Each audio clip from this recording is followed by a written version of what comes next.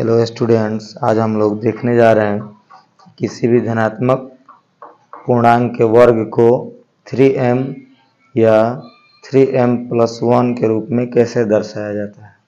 किसी भी धनात्मक पूर्णांक के वर्ग को किस रूप में 3m या 3m+1 के रूप में कैसे दर्शाया जाता है। ठीक है, चलिए तो इसके लिए हमारा सवाल क्या रहेगा।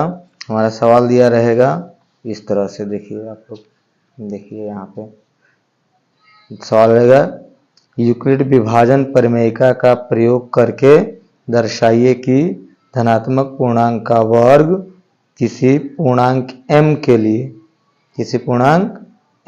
लिए 3m या 3m+1 के रूप का होता है। क्या रहेगा हमारा सवाल, क्या दिया रहेगा, यूक्लिड विभाजन प्रमेयिका का प्रयोग करके दर्शाइए कि धनात्मक पूर्णांक का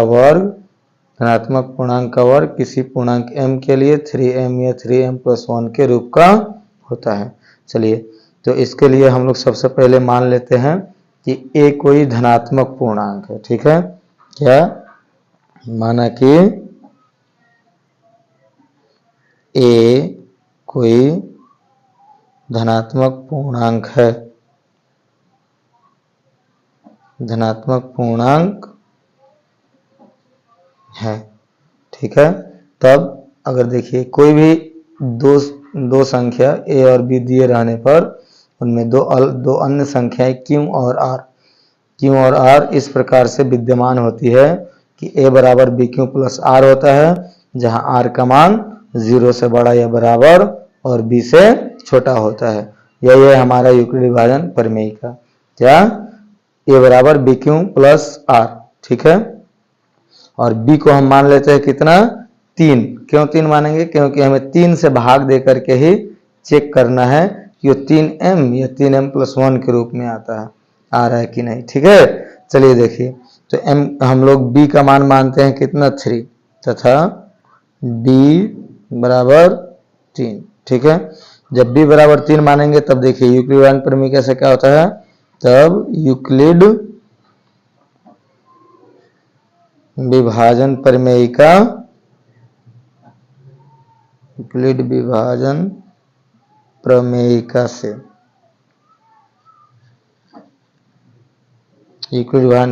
से ठीक है, तो देखिए यूक्लिड विभाजन प्रमेयिका से क्या होता है, a बराबर bq प्लस r, जहां r का मान कितना होता है, r का मान 0 से बड़ा या बराबर और b से छोटा। ठीक है, तो चलिए अगर b यहाँ 3 है तब r का मान कितना हो जाएगा हमारा, यदि b का मान कितना हम लोग रखें 3, तब r का मान कितना हो जाएगा, यूक्लिड विभाजन प्रमेयिका के हिसाब से r का मान हो जाएगा या तो 0 या 1 या 2। ठीक है, 3 नहीं आ सकता है।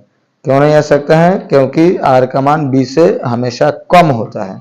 ठीक है, तो चलिए अब आगे बढ़ते हैं हम लोग और सभी शेषफल पर यानी 0, 1, 2, 3, 0, 1 और 2 पर हम लोग चेक करते हैं कि किस रूप में आ रहा है। ठीक है, तो जब r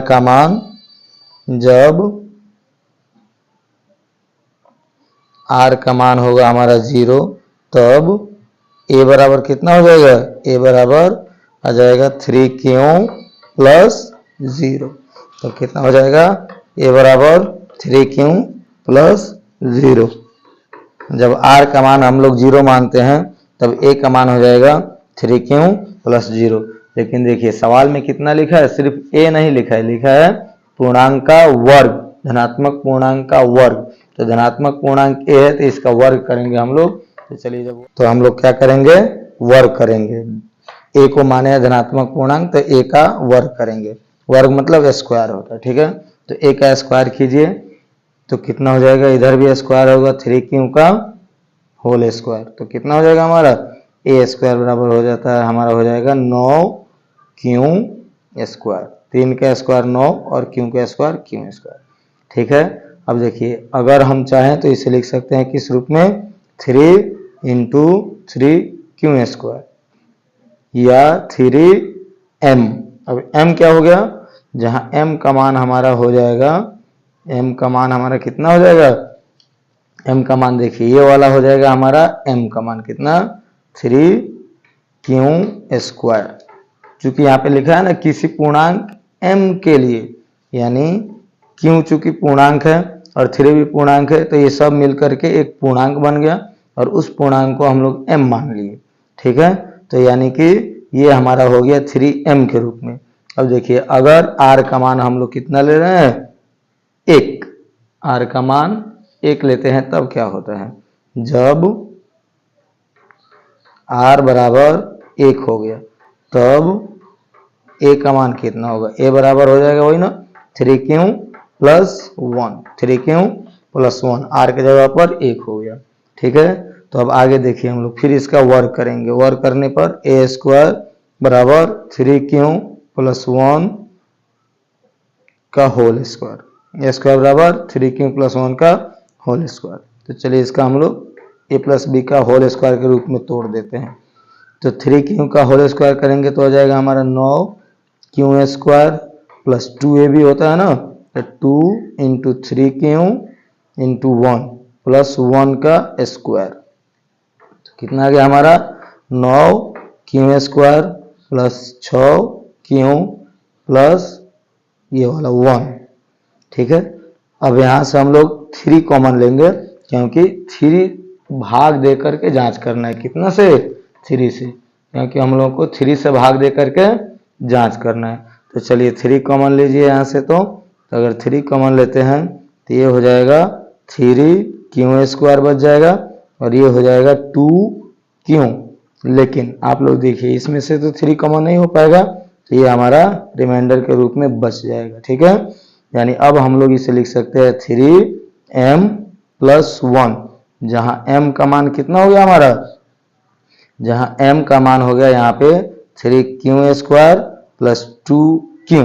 ठीक है, अब देखिए m का मान यहाँ पे अलग मान लिए है और यहाँ पे अलग मान है, क्यों, क्योंकि यहाँ पे क्या लिखा है, किसी भी धनात्मक पूर्णांक m के लिए लिखा है ना, किसी पूर्णांक m के लिए, यानी क्यों कोई भी पूर्णांक हो सकता है, क्यों कोई भी m कोई भी पूर्णांक हो सकता है, m कोई भी पूर्णांक हो सकता है। जब m कोई भी पूर्णांक हो सकता है तो m का मान आप कुछ भी मानिए, बस पूर्णांक होना चाहिए। तो m का मान यहाँ पे हम लोग ये मान लिए 3q² प्लस 2q और यहाँ पे हम लोग मान लिए हैं 3q² सिर्फ। ठीक है, तो यहाँ आ रहा है हमारा 3m+1 के रूप में और यहाँ आ रहा है 3m के रूप में। अब एक और बच जा रहा है कितना, 2। तो चलिए देखते हैं, उसको भी देख लेते हैं हम लोग। जब r का मान कितना हो गया हमारा 2, r का मान हो गया 2। ठीक है, तब a बराबर कितना हो जाएगा, a बराबर हो जाएगा 3q+2। अब वर्ग करेंगे फिर से हम लोग, तो जब वर्ग करेंगे तो कितना हो जाएगा 3q+2 का वर्ग, दोनों तरफ वर्ग करेंगे तो देखिए इधर कितना आ रहा है, इसका होल स्क्वायर कीजिए, ये प्लस b का होल स्क्वायर, तो 3q का whole square plus 2 × 3q into ये वाला 2 प्लस b का होल स्क्वायर होता है ना, यानी 2 का होल स्क्वायर। ठीक है, अब चलिए अब आगे इसको बनाते हैं हम लोग। तो 3q का होल स्क्वायर हो जाएगा 9q²। ठीक है, और ये कितना हो जाएगा हमारा 2 × 6 दूनी 12, 12q प्लस ये कितना हो जाएगा हमारा 4। ठीक है, तो इन दोनों में से तो 3 कॉमन ले सकते हैं, लेकिन इसमें से 3 कॉमन नहीं ले सकते हैं, तो हम इसको लिख देंगे किस रूप में, 3 + 1 के रूप में, यानी इसे हम लिख सकते हैं 9q² plus 12q plus 3 plus 1। ठीक है, अब देखिए यहाँ से अगर हम लोग 3 कॉमन लेते हैं तो ये हो जाएगा हमारा 3q² प्लस ये हो जाएगा हमारा 4q और ये हो जाएगा हमारा 1। ठीक है, और ये 1 बच गया, प्लस में ये 1 बच गया। अब इसे भी हम लोग चाहें तो लिख सकते हैं किस रूप में, 3, अब इसे हम लोग किस रूप में लिख सकते हैं, 3m+1। यहाँ पे देखिए, यहाँ पे m का मान कितना हो रहा है, जहां m बराबर हो जाएगा हमारा कितना, m बराबर हो जाएगा 3q² प्लस 4q प्लस 1। ठीक है, ये जो अंदर आ रहा है ना कोष्ठ के अंदर, वही m हो जाता है।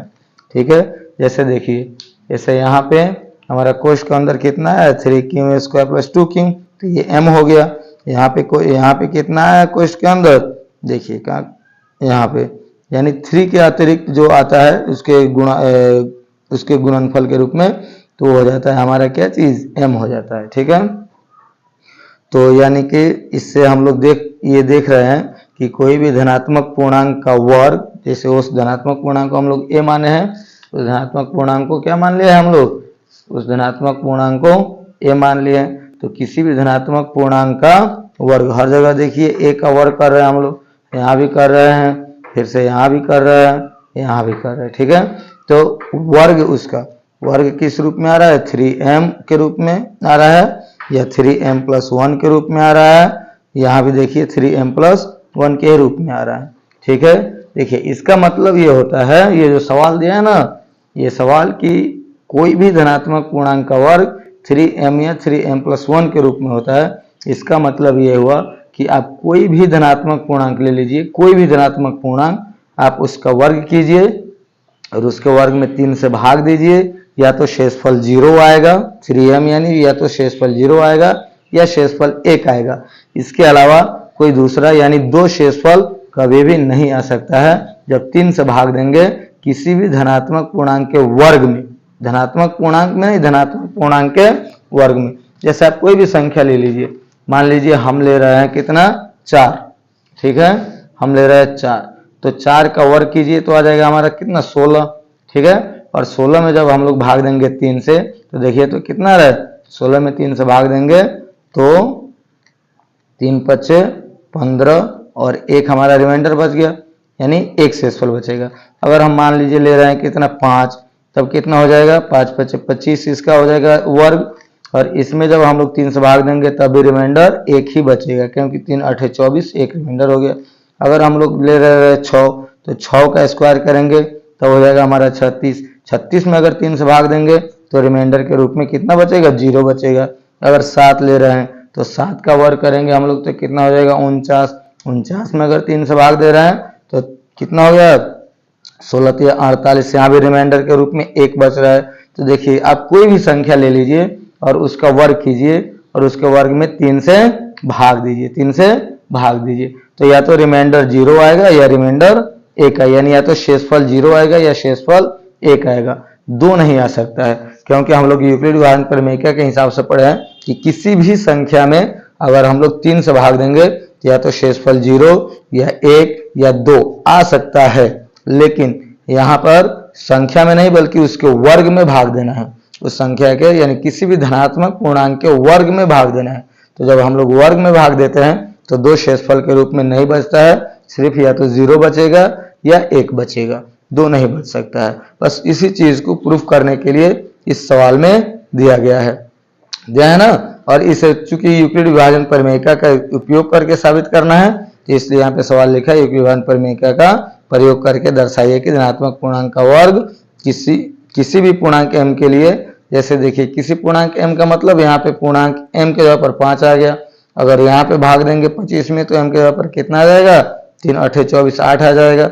इसी तरीके से सभी में हो जाता है। ठीक है, तो किसी भी पूर्णांक m के लिए अब कोई भी धनात्मक पूर्णांक का वर्ग 3m या 3m प्लस 1 के रूप में होता है। ये चीज हम लोग अब साबित कर चुके हैं। अब देखिए अंत में हम लोग क्या लिख देते हैं कि अतः कोई भी धनात्मक पूर्णांक किस रूप में होगा, 3m या 3m प्लस 1, यहाँ भी वही आ रहा है, यानी 3m प्लस 1 के ही रूप का होता है। हम अंत में लिख देंगे अतः कोई भी, क्या लिखेंगे, अंत में लिखेंगे अतः कोई भी धनात्मक पूर्णांक 3m या 3m प्लस 1 के रूप का होता है। यहाँ से हम लोग साबित कर चुके हैं। किस प्रकार से, देखिए यहाँ पे साबित किया हम लोग, धनात्मक पूर्णांक a है उसका वर्ग 3m के रूप में है, यहाँ पे धनात्मक पूर्णांक a है उसका वर्ग 3m प्लस 1 के रूप में है, यहाँ पर भी धनात्मक पूर्णांक a है और उसका वर्ग 3m+1 के रूप का है। ठीक है, चलिए उम्मीद करता है आप लोगों को समझ में आ गया होगा। हमारा वीडियो देखने के लिए आप सभी का धन्यवाद और हमारे चैनल को लाइक और सब्सक्राइब करते रहिएगा।